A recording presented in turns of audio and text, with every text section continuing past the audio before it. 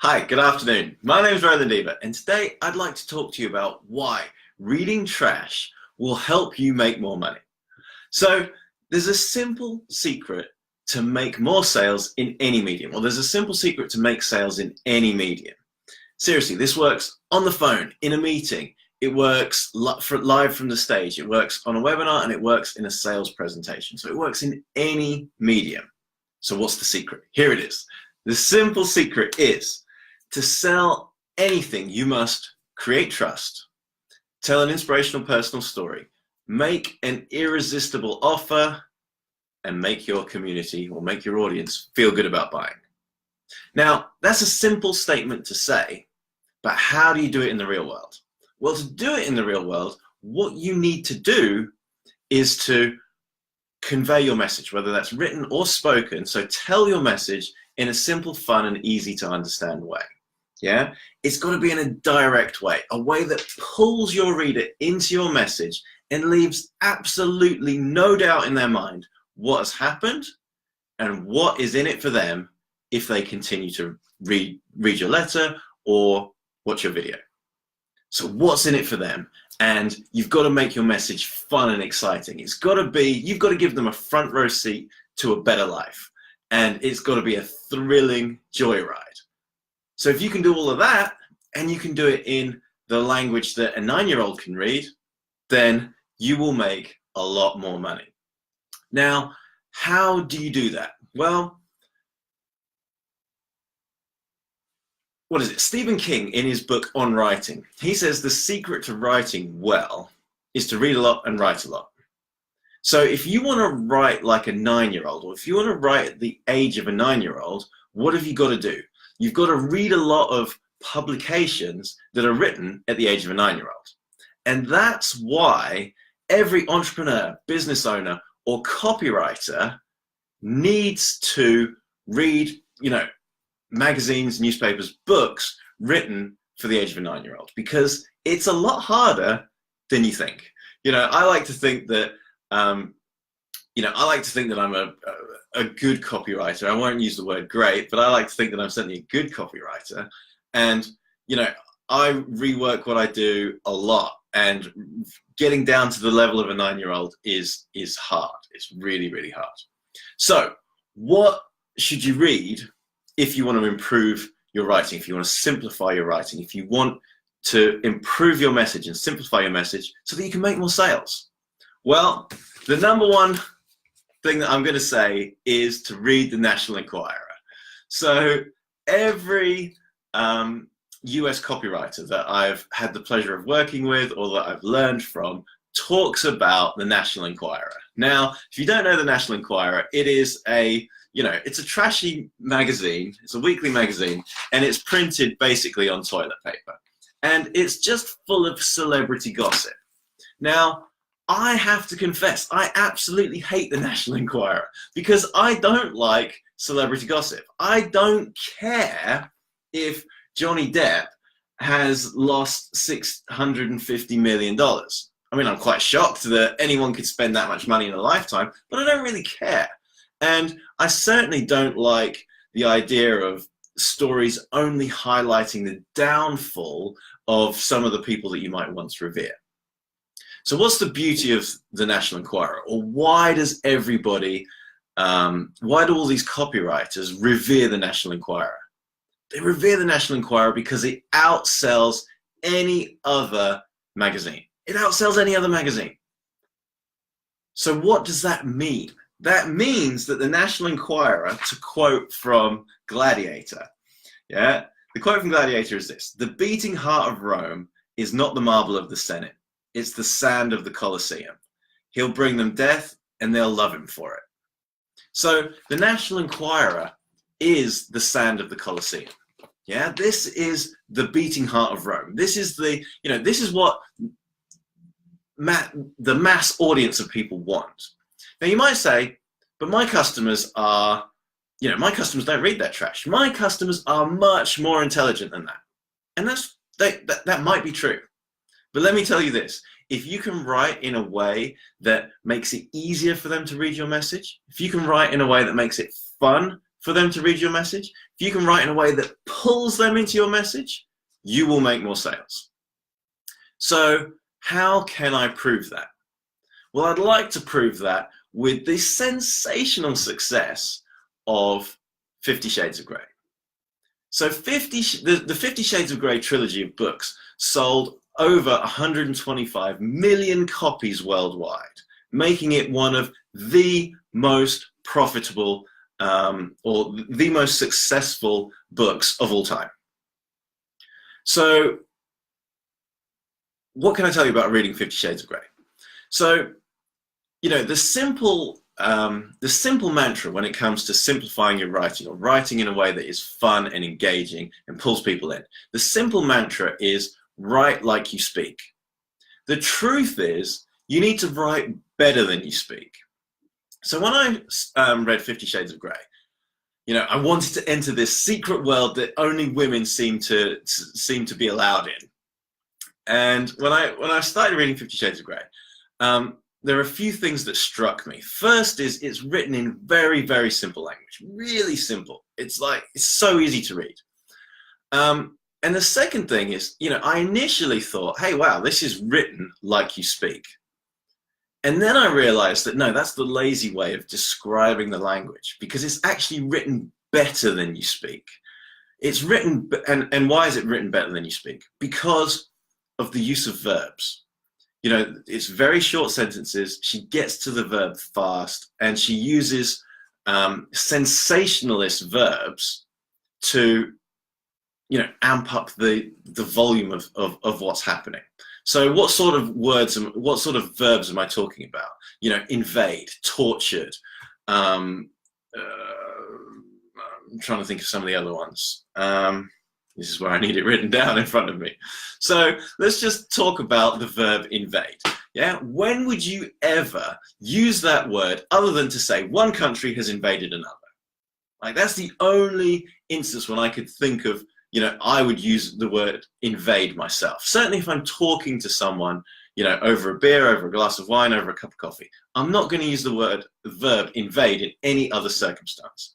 You know, I certainly wouldn't say, has this video invaded your day? No, I'm not going to say that. But that is how E.L. James writes. She writes in this sensationalist language. And, you know, it's simple, it's fun, it's compelling, it pulls you in. And, you know, there's a lot that, you know, copywriters and business owners can learn from in terms of how to make writing simple and engaging and fun. So, what have we covered? The National Enquirer, trash number 1. Trash number 2 is 50 Shades of Grey. So if none of those are your, you know, if that's not going to spark any of your interest, no problem. You need to read trashy newspapers. So what am I talking about? So I used to create a daily ritual for myself, which I have to confess, I've fallen out of this, which is to read the Daily Mail. So why did I want to read the Daily Mail? Because, you know, if you want to write sensationalist headlines, look no further. One of the things that kind of made me very angry is that, you know, they'd have these sensationalist headlines and you read the article and the article is virtually not related to the headline in any way, like it slightly or very sketchily at times. And it's like, okay, fine. You've used this sensationalist writing to pull in readers, but then as soon as they read the article, they realize that actually the truth is not as, the truth is a long way from the 10 words that you used in the headline.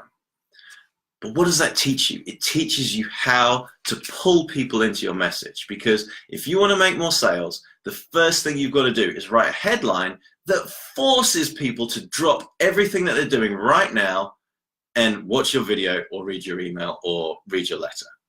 Because let's face it, we are all distracted. We all have 10 things going on. We're juggling too many plates. And, you know, our brain is trying to look for reasons to say, I'll do that later, which means I'm not going to do it at all. You know, I do it myself. I'm not, you know, I do it all the time. You know, what's this? Not interested. Out it goes. Yeah. It's a simple way of just separating the wheat from the chaff. So if you want to, you know, if you want to learn how to write a headline that is going to force your reader to drop everything and read what you've written? Read the Daily Mail. Plus, it is written at that 9-year-old reading level, and like I say, there's a skill that needs to be developed to writing in that very, very simple way. So how do you know if you're getting close? So if you write in Word, Word has a language grading tool called Flesch-Kincaid, and this will tell you the reading level of your work. So, again, where's the chart in front of me? So, you've got Harry Potter that ranges from 7 to 9 years old. Yeah, and then you've got something else, and then, at about the 13 to 15-year-old level, or maybe 17-year-old level, you've got university papers. So what do you read for fun? What do you read throughout your day? Are you reading, university style papers, or are you reading academic textbooks, or even are you reading, the works of like Charles Dickens and Leo Tolstoy and, very literary people? Because, I am a literary snob. I, spent years only wanting to read people that won the Nobel Prize and, authors who, like, you could talk about over dinner. Yeah? If you're going to have a conversation about 50 Shades of Grey, it's going to be very different to talking about War and Peace. Yeah? So now, the beauty of like reading those authors, hey, it's fun, they tell great stories, etc., etc. But if you want to learn how to, what's the secret to writing better or to conveying your thoughts better? It's read a lot and write a lot. So if you want to learn how to write in a simple way, you've got to read the authors or read the publications that are written in that simple way. Because like I say, it's much harder than it looks. So, reading 50 Shades of Grey, great place to start. Reading the National Enquirer, great place to start. Reading the Daily Mail, great place to start. So, what else would I like to say? I'm going to leave you with one final thought before, in this video, and that's get to the verb fast. So, if you, like I've already said, if you want to, amp up the volume in your writing, if you want to amp up the volume in your message, you need to get to the verb fast, and you need to use sensationalist verbs. So I'm going to say the same thing, but in two different ways. So one has a lot of nouns and one has some well-chosen verbs. So, here's the first version. The strawberry blonde beauty wiped a tear from her eye as she told her weeping lover that their passionate affair was over. So that's the first version. Here's the second version. The red-headed bitch tore his heart out and stomped on it. So which version is more immediate? Which version, carries more of an emotional punch? Which version is more memorable? Yeah, which version can you immediately see and carry with you? Well, in my opinion, it's the second version. It's the one with the well-chosen verbs. You don't need all of the nouns, You don't need all of that fluffy, flowery language. You just need to get to the point fast. And, that's a great way to, if you're looking to edit your work, how can you improve it? Well, ask yourself how quickly you get to the verb. And if the answer is not very, well, look for ways in which you can get to the verb faster. And then you can start to say, well, is this the best verb that I can use? Or can I amplify it? Yeah. So, the red-headed bitch tore out his heart. Yeah. It's a pretty powerful verb. And then stomped on it. Great. Yeah. Two well-chosen verbs make that sentence powerful. So I hope you found today's video useful. I hope, you've now got permission. Yeah. You're not reading trash for fun. No, you're reading this for research. Yeah, so you've now got permission to go out and buy the 50 Shades of Grey trilogy, or to read some of the books of Horatio Alger. Oh yeah, so who would I recommend reading if you want to read authors that get to the verb really fast? Well, E.L. James does it brilliantly in 50 Shades of Grey, and John Steinbeck does it fantastically in Travels with Charlie. So if you want the literary book, go and get Travels with Charlie, and if you want the I'm just going to use the word trashy book, go get 50 Shades of Grey.